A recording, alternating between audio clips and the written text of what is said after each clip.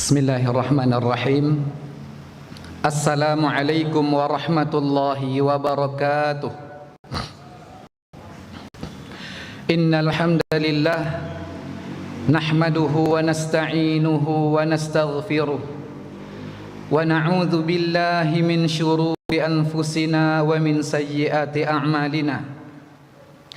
Man yahdihillahu fala mudilla lahu wa man yudlil fala hadiyalah. Asyhadu an la ilaha illallah wahdahu la syarikalah wa asyhadu anna Muhammadan abduhu wa rasuluh la nabiyya ba'dah. Qala Allah ta'ala fil Qur'anil Karim, ya ayyuhalladzina amanu taqullaha haqqa tuqatih wa la tamutunna illa wa antum muslimun. Bapak-bapak, ibu-ibu, kaum muslimin wal muslimat, jamaah masjid muslimin yang semoga senantiasa dirahmati dan dicintai oleh Allah Subhanahu wa taala.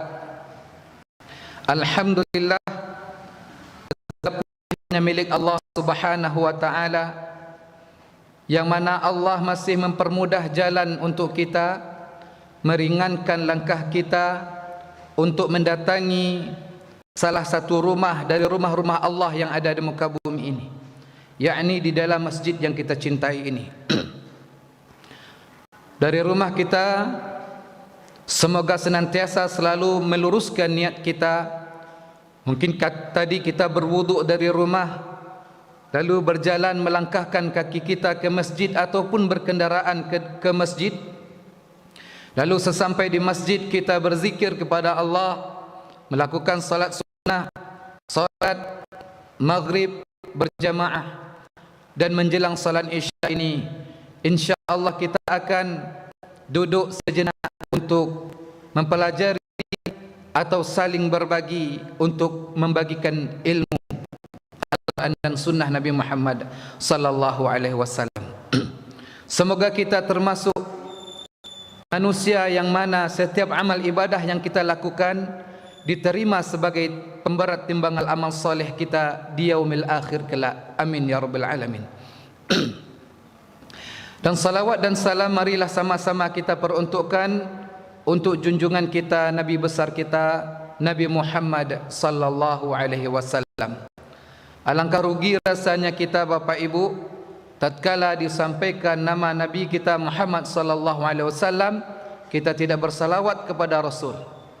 Nabi mengatakan, man shalla alayya wahidatan sallallahu alaihi asyran. Siapa yang bersalawat untukku satu kali, maka Allah akan bersalawat untuknya 10 kali.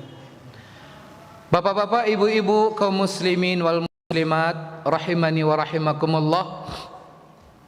InsyaAllah malam hari ini sesuai dengan tema, kita akan menyampaikan sebuah judul, kisah taubatnya seorang laki-laki di zaman tabi'in. Untuk melanjutkan kajian kita ini, mudah-mudahan kita bisa khusyuk dan fokus mendengarkan kisah ini, agar nanti kita bisa nyambung dengan pembahasan setelahnya, karena berkaitan dengan kisah yang akan kita bawakan.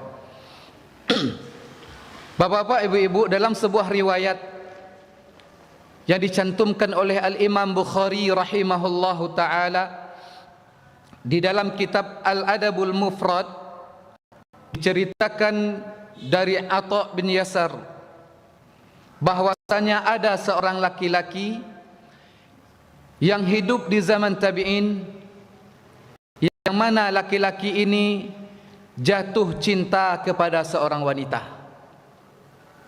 Hatinya terpaut kepada wanita yang ia cintai, dan maka lelaki ini memutuskan memberanikan diri untuk melamar wanita ini.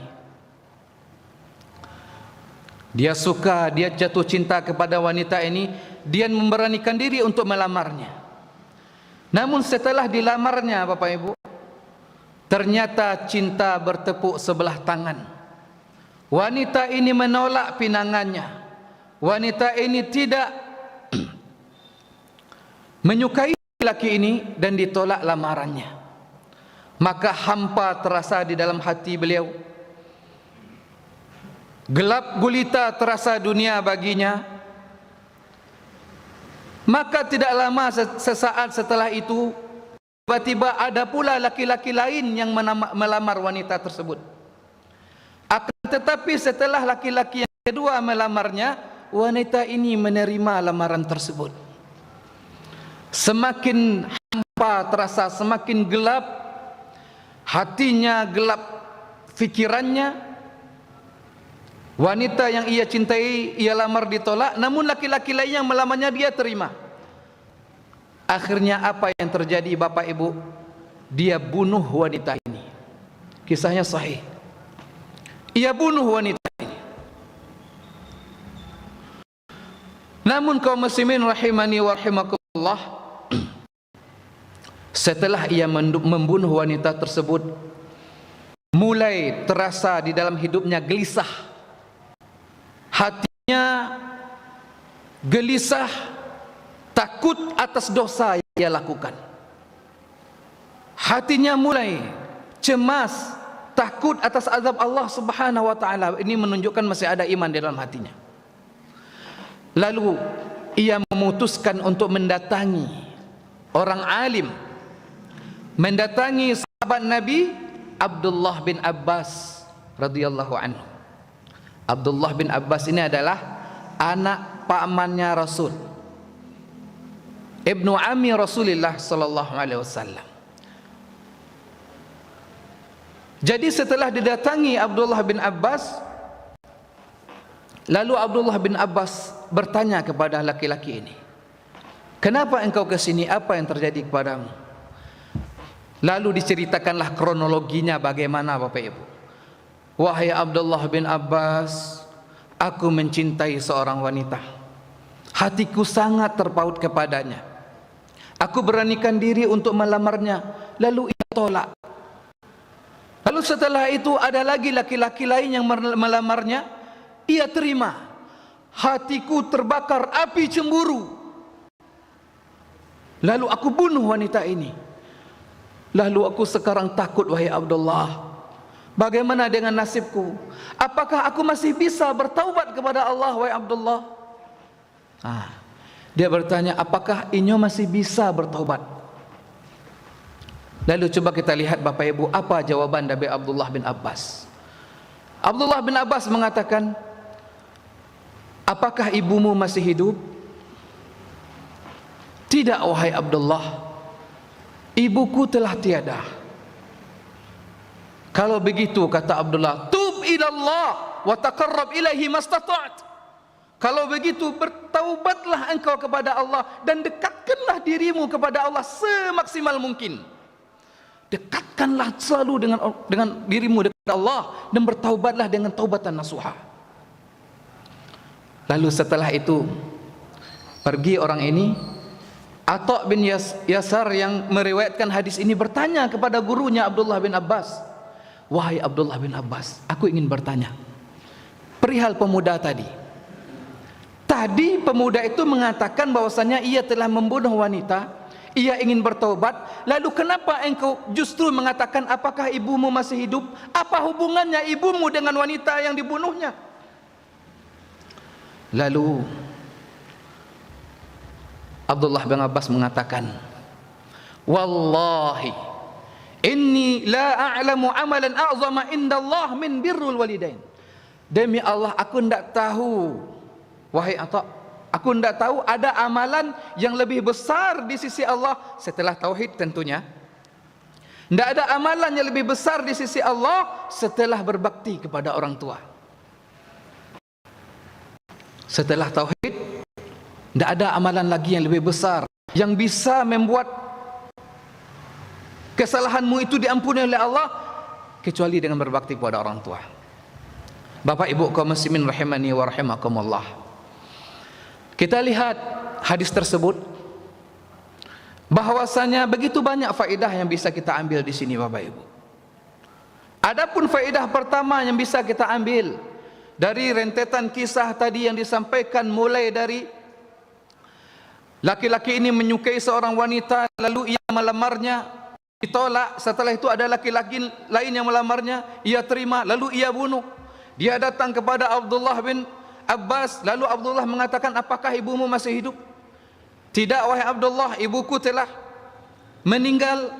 Lalu bertaubatlah engkau kepada Allah semaksimal mungkin, kata Abdullah. Nah, adapun pelajaran pertama yang bisa kita ambil siko Bapak Ibu, bahwasanya hendaknya seseorang yang telah berbuat dosa dan maksiat, kalau ada seseorang yang merasa dirinya telah berbuat dosa, apapun dosanya, apakah ia pernah berzina dahulu, apakah ia pernah minuman keras, apakah ia pernah melawan orang tua, apakah ia pernah melakukan dosa yang tidak kecil, bahkan dosa besar yang ia lakukan, hendaknya ia mendatangi orang-orang alim yang bisa membimbingnya agar ia tidak salah dalam mengambil keputusan. Jangan salah di dalam mengambil orang untuk membimbing awak, Bapak Ibu. Kita lihat tadi laki-laki tadi, dia menemui sahabat Nabi. Siapa yang ia temui tadi, Bapak Ibu? Abdullah bin Abbas radhiyallahu anhu. Siapa Abdullah bin Abbas? Sahabat Nabi yang mulia, ibnu ammi Rasulullah sallallahu alaihi wasallam, anaknya paman Nabi. Yang mana Abdullah bin Abbas ke, Bapak Ibu? Itu adalah Rasulullah mempunyai 11 paman.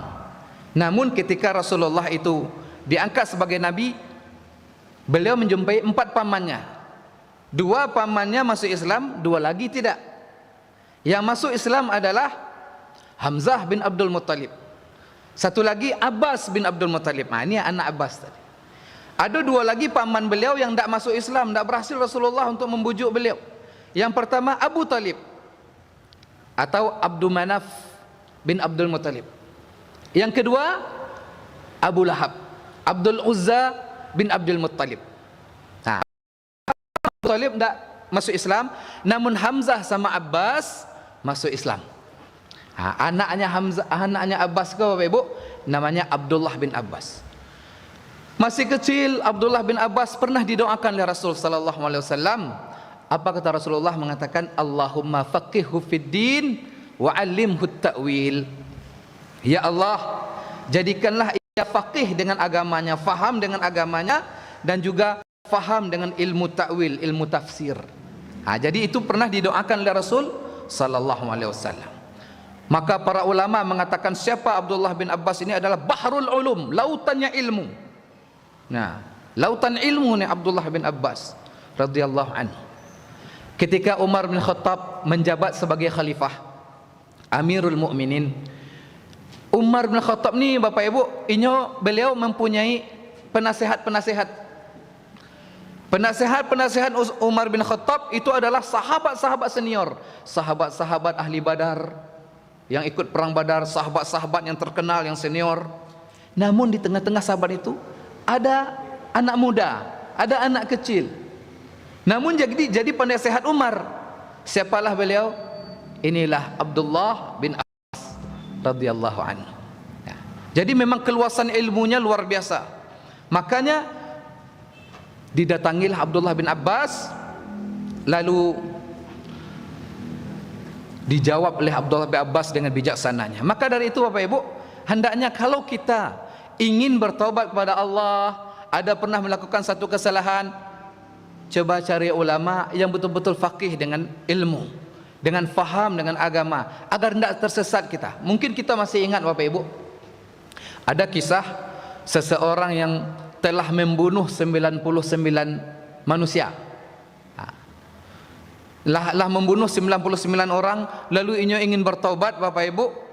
Painya bertanya ke ahli ibadah, bukan ahli ilmu. Salah sampai bertanya, kecek orang tu menjawab, Bapak Ibu, engkau tidak bisa bertaubat lagi, engkau sudah banyak kali membunuh orang. Lah 99 tidak ada kesempatan engkau bertobat. Yang terjadi, Bapak Ibu, diganoknya 100. Diganoknya 100. Itu kan akhirnya kemungkaran yang terjadi, kan Pak? Kemungkaran yang terjadi. Kalau salah sampai kita mencari guru untuk bertanya, justru kemungkaran yang akan terjadi. Maka pelajaran yang pertama yang bisa diambil Bapak Ibu, yakni kalau orang sudah berbuat dosa atau ingin hijrah bertaubat, hendaknya ia mencari orang sampai bertanya yang betul-betul faham dengan Al-Quran dan Sunnah. Cari salat 5 waktunya, cari akidahnya, cari akhlaknya. Ya, kita harus memilih guru yang betul-betul bisa membimbing kita di dalam agama ini, Bapak Ibu. Adapun dari kisah tersebut, pelajaran yang kedua bisa kita ambil faedahnya adalah Bapak Ibu, bahwasanya dahsyatnya fitnah wanita. Tengok tadi, gara-gara mencintai wanita sampai membunuh.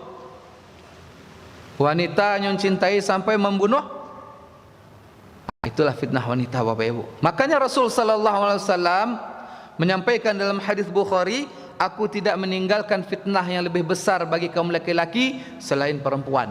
Ini memang ya Bapak Ibu. Kalau kita laki-laki kok Bapak Ibu, kalau dengan wanita itu malah lemah. Banyak laki-laki yang tahan dengan fitnah jabatan, tahan dengan fitnah harta, tapi lemahnya dengan fitnah wanita. Maka hendaknya maka Rasul sallallahu alaihi wasallam dalam riwayat Imam Muslim mengatakan, mewanti-wanti, fattaqud dunya wattaqun nisa. Takutlah kalian kepada dunia dan takutlah kalian kepada fitnah wanita. Coba kita perhatikan Bapak Ibu. Fattaqud dunya wattaqun nisa. Fitnah dunia itu sebenarnya Bapak Ibu lah masuk wanita di dalamnya tuh. Ya kan? Fitnah harta, jabatan, wanita itu semuanya fitnah dunia. Tetapi dibuat pula sekali lagi khusus dari Rasulullah, wattaqun nisa. Berarti betul-betul bahaya ini fitnah ini. Tercalik Bapak Ibu, terjadi kejadian-kejadian yang sering terjadi saat ini. Kita lihat televisi, kita lihat kejadian-kejadian bahwasanya banyak sekali terjadi gara-gara fitnah wanita. Ini mohon maaf, bukan berarti merendahkan wanita ya Bapak, tapi ini memang untuk jaga-jaga kaum laki-laki, ya, jaga-jaga kaum laki-laki. Banyak yang korupsi luar biasa gara-gara wanita. Banyak yang membunuh, tangkut terjadi pembunuhan di Jakarta. Dua orang anak pang berkelahi memperebutkan wanita, anak pang juga. Akhirnya yang terjadi ditusuk berkali-kali. Anak pang. Bahkan begitu banyak terjadi saat ini yang tidak bisa lagi kita sebutkan Bapak Ibu, yang tidak ada di zaman Rasulullah, ada di zaman kini. Maka hendaknya kita berhati-hati dengan fitnah yang satu ini, luar biasa, fitnah wanita. Apakah wanita juga tidak terfitnah dengan laki-laki? Ada juga. Hati-hati juga. Ada wanita fitnah laki-laki ini luar biasa juga. Jadi sama sebenarnya. Cuma Rasulullah mengkhususkan fattaqud dunya wattaqun nisa. Adapun yang ketiga Bapak Ibu, faedah yang bisa kita ambil dari kisah tadi adalah bahwasanya membunuh nyawa yang tidak haknya itu merupakan dosa-dosa besar. Termasuk deretan dosa yang paling besar. Rasulullah pun pernah bersabda bahwasanya ijtanibus sam'al bubiqat. Jauhilah oleh kalian 7 dosa yang bisa membinasakan. 7 yang dapat membinasakan. Maksudnya dosa yang paling besar dari dosa-dosa besar. Rintisan dosa besar adalah yang paling besarnya. Ada 7. Yang pertama adalah asyirku billah. Syirik kepada Allah Subhanahu wa taala, menyekutukan Allah, menduakan Allah, yang pernah kita bahas juga di sini Bapak Ibu. Ini adalah dosa yang paling besar. Al-Imam Az-Zahabi rahimahullah taala dalam kitabnya Al-Kabair juga menderetkan asyirku billah adalah dosa yang paling besar. Yang kedua as-sihru, sihir, guna-guna, santet dan sebagainya, itu adalah dosa yang besar. Aklu malal yatim, aklu riba, memakan harta riba, ini juga termasuk dosa besar. Dan juga di sini termasuk membunuhnya yang tidak adanya. Maka Allah Subhanahu wa taala dalam surah An-Nisa ayat 93 mengancam kalau ada orang yang membunuh manusia, membunuh nyawa itu Bapak Ibu dengan 5 ancaman yang luar biasa. Kalau kita membunuh Bapak Ibu, apalagi membunuh manusia, membunuh orang, wal iyadzubillah, naudzubillah min zalik, 5 ancaman yang luar biasa. Allah berfirman di dalam surah An-Nisa ayat 93, wa may yaqtul mu'minan muta'ammidan fajazaohu jahannam khalidan fiha wa ghadiballahu alaihi wa la'anahu wa a'adda lahu 'adzaban 'azima. Apa kata Allah? Barang siapa yang membunuh seorang mukmin dengan sengaja, maka balasannya 1, neraka jahanam. 2, kekal di dalamnya. Yang ketiga, Allah melaknatnya. Yang keempat, Allah sediakan azab yang besar baginya. 4. Jadi Allah sediakan neraka jahanam, kekal di dalamnya, Allah laknat pula ia, Allah azab dengan azab yang pedih. Ini jangan sembarang-sembarang kita membunuh manusia. Saat ini mudah sekali Bapak Ibu, heran kita melihatnya. Media sosial ini akhirnya kalau kita coba lihat, buka media sosial ini, takut kita jadi sekarang Bapak Ibu. Mudah sekali nyawa melayang. Memang hati-hati kita Bapak Ibu.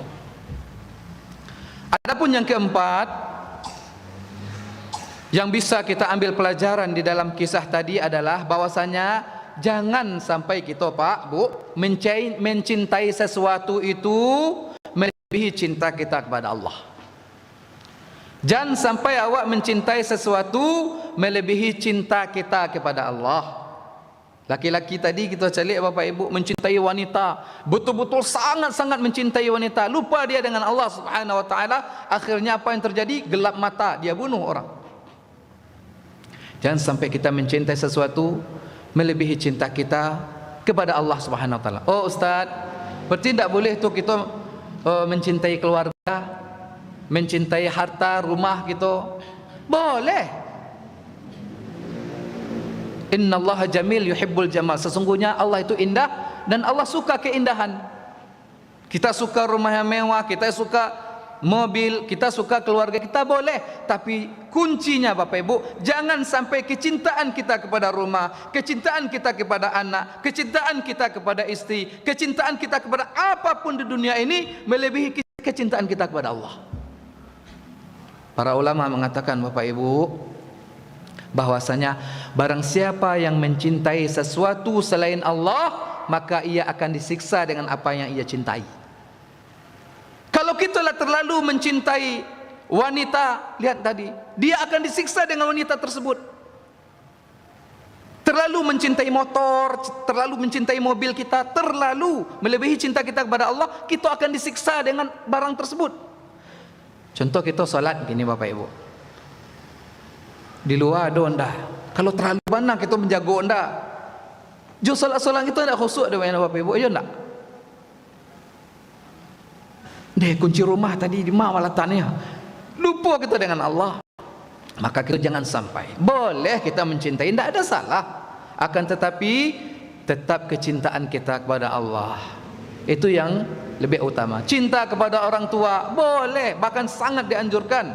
Tapi jangan sampai orang tua itu pula yang menyebabkan kita lalai dari mengingat Allah Subhanahu wa taala. Cinta kepada istri, cinta kepada anak boleh, jangan sampai anak istri pula membuat kita lalai kepada Allah Subhanahu wa taala. Jadi tadi apa yang keempat Bapak Ibu, jangan sampai kita mencintai sesuatu melebihi cinta kita kepada Allah. Tetap Allah yang paling utama untuk kita cintai. Adapun yang kelima Bapak Ibu, yang bisa kita ambil dari faedah tadi, kisah tadi adalah begitu agungnya birrul walidain, begitu besarnya, begitu agungnya berbakti kepada kedua orang tua. Kita lihat tadi, apa hubungannya wahai Abdullah bin Abbas?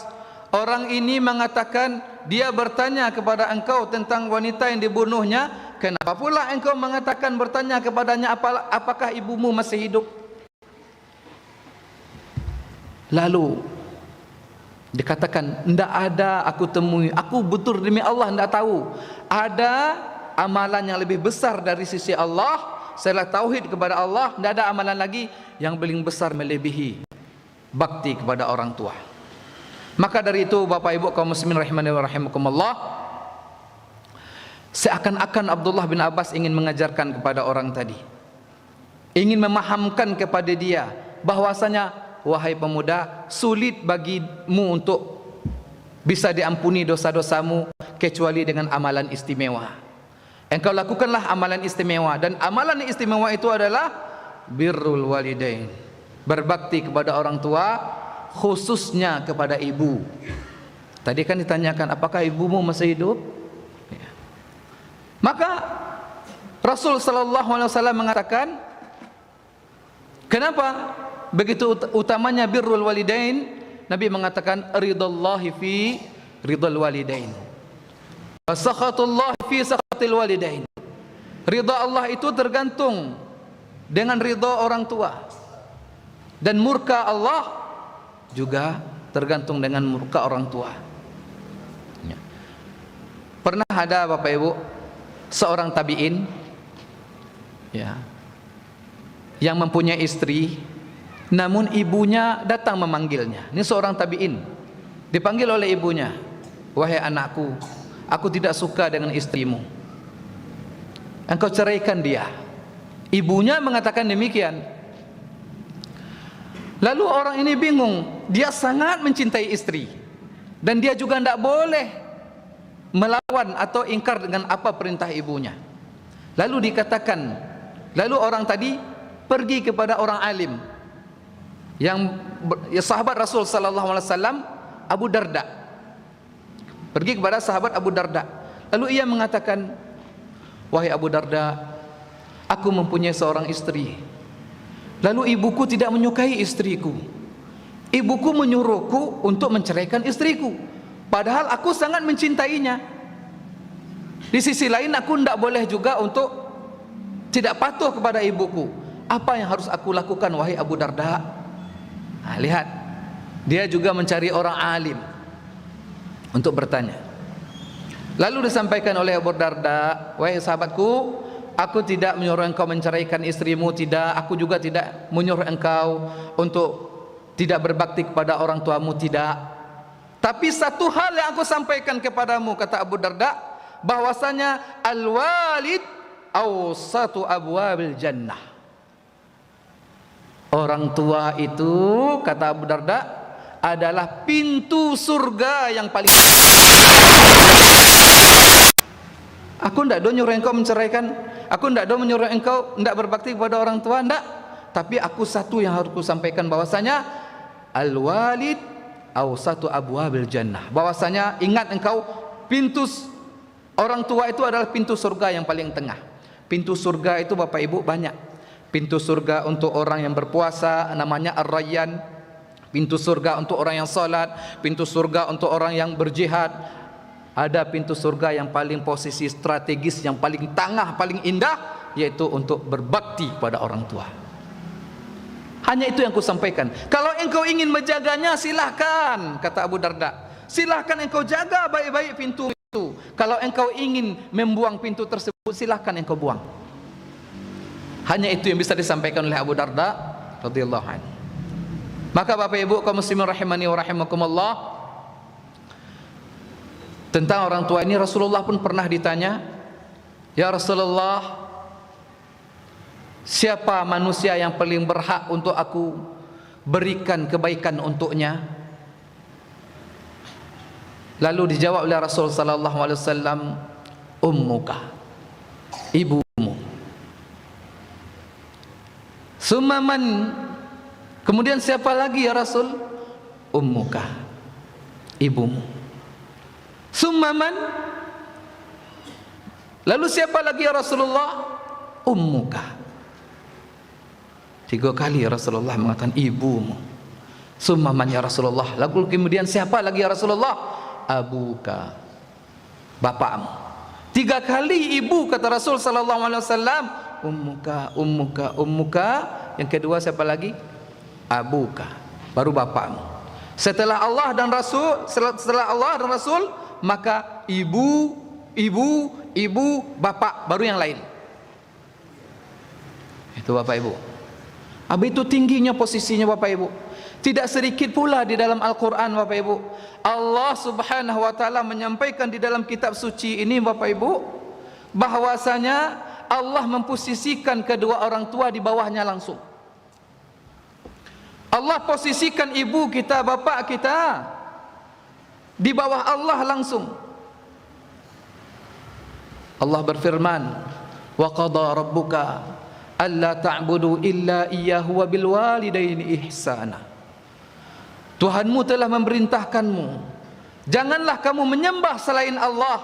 Berarti jangan mensyirikkan Allah. Janganlah engkau menyembah selain Allah, dan hendaklah kalian berbuat baik kepada ibu bapa. Langsung setelah Allah, posisi orang tua diletak di Allah Subhanahu wa taala. Bahkan di dalam surah An-Nisa ayat 36 juga Allah sampaikan demikian, wa'budullaha wa la tusyriku bihi syai'a. Ibadahilah Allah, jangan engkau syirikkan Allah, wa bil walidayhi ihsana. Dan berbuat baiklah kepada orang tua. Jangan engkau syirikkan Allah dan berbuat baiklah kepada orang tua. Belum lagi ayat-ayat lain di dalam surah Al-Ahqaf, wa wassaynal insana biwalidayhi ihsana. Kami wasiatkan untuk manusia agar berbuat baik kepada orang tuanya. Begitu juga dengan surah Luqman. Allah sampaikan agar kita berbuat baik kepada orang tua. Kaum muslimin rahimani wa rahimakumullah. Bahkan Nabi pun pernah juga ditanya Bapak Ibu, ya Rasulullah, apa amalan yang paling utama?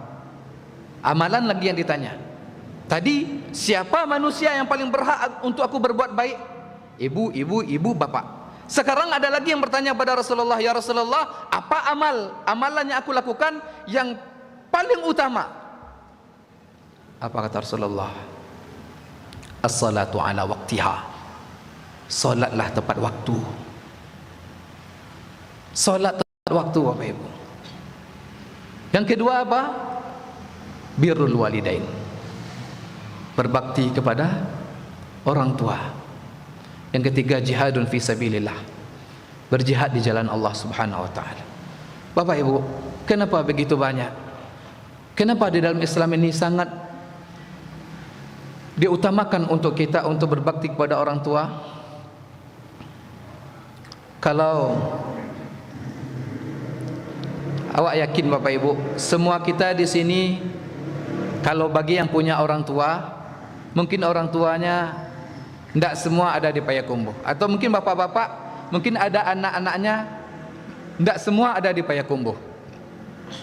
Mungkin ada anaknya yang keluar. Coba kita pikir Bapak Ibu, kalau orang tua itu Bapak Ibu, sebelum lalok malam Bapak Ibu, yang nyopikian anaknya, makan anak awak gini, ba'a kehidupannya jo keluarganya yo, ba'a keadaan cucu-cucu ambo yo. Itu orang tua Bapak Ibu. Sebelum lalu dipikir anak dulu. Tapi kalau anak,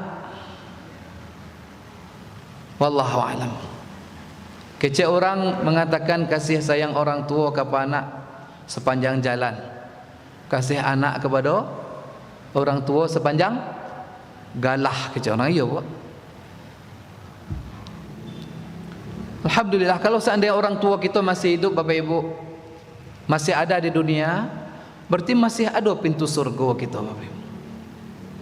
Bapak masih hidup, ibu masih hidup, berarti pintu surga kita masih ada. Tapi kalau bagaimana dengan orang tua kita sudah tidak ada, berarti pintu surga kita sudah tertutup sampai hari kiamat. Tidak akan terbuka lagi setelah hari kiamat, baru nanti bisa kemungkinan bertemu dengan orang tua. Maka apa yang harus kita lakukan? Hendaknya kita, kalau dia masih hidup, berbakti kepada orang tua. Kita belum dikatakan berbakti kalau kita belum melakukan 3 hal.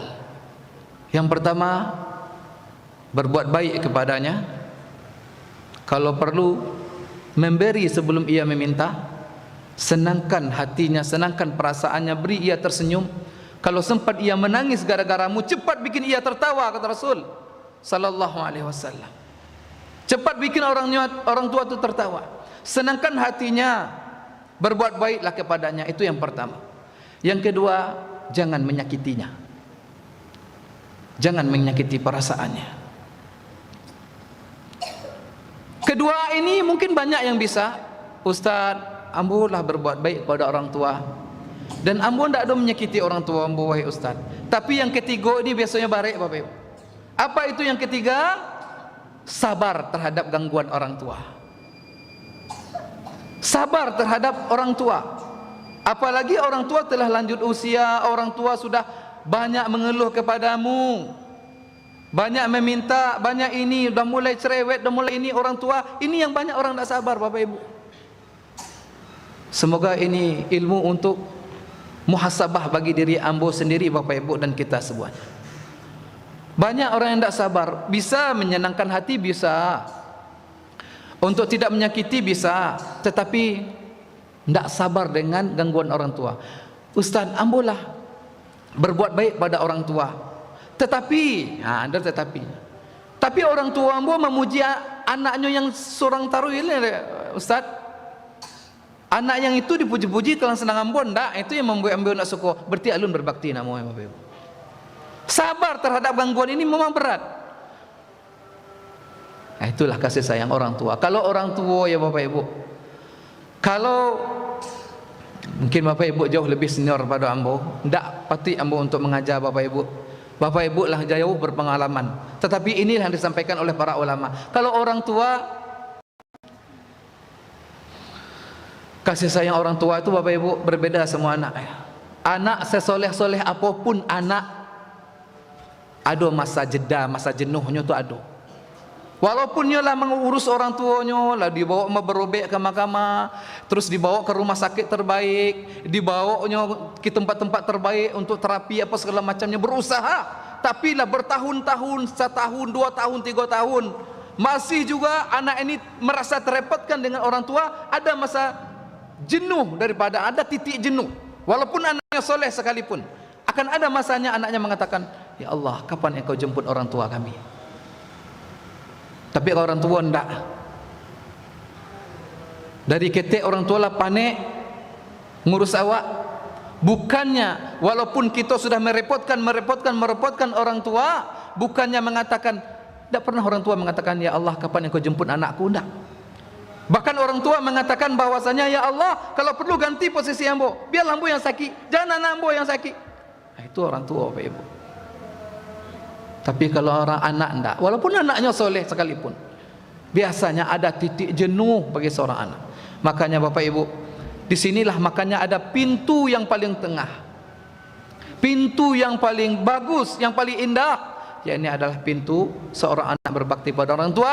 Maka dari itu Bapak Ibu, karena waktu kita lah mulai habis, satu pesan yang akan kita sampaikan kepada kita semua Bapak Ibu, bahwasanya mari kita periksa lagi hati kita, kita jumpai lagi hati kita. Kenapa? Kalau seandainya hati kita kotor, susah rezeki kita, jiwamu rasanya hampa, maka periksalah. Kok ada masalah taruh di keluarga? Periso Bapak Ibu. Yang pertama, periso hubungan kita dengan Allah. Yang kedua, periso hubungan kita dengan orang tua. Bagaimana kalau orang tua kami sudah meninggal, Ustaz? Apakah bisa berbakti? Bisa. Yang pertama, berdoa selalu, jangan putus-putus. Setiap salat berdoa. Yang kedua, infak, sedekah untuk atas nama orang tua. Kalau dapat Bapak Ibu setiap pagi itu kota amal, niatkan untuk orang tua. Para ulama insyaallah sampai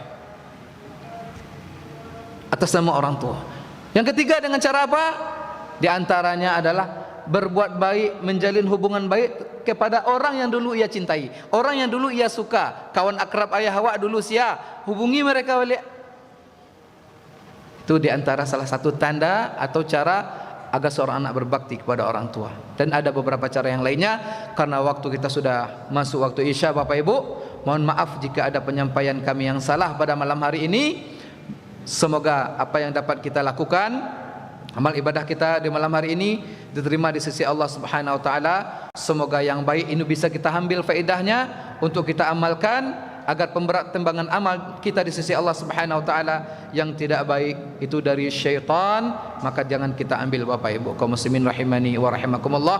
Maka kita cukupkan, mohon maaf lahir batin. Subhanakallahumma wa bihamdika asyhadu an la ilaha illa anta astaghfiruka wa atubu ilaik. Walhamdulillahirabbil alamin. Wassalamualaikum warahmatullahi wabarakatuh.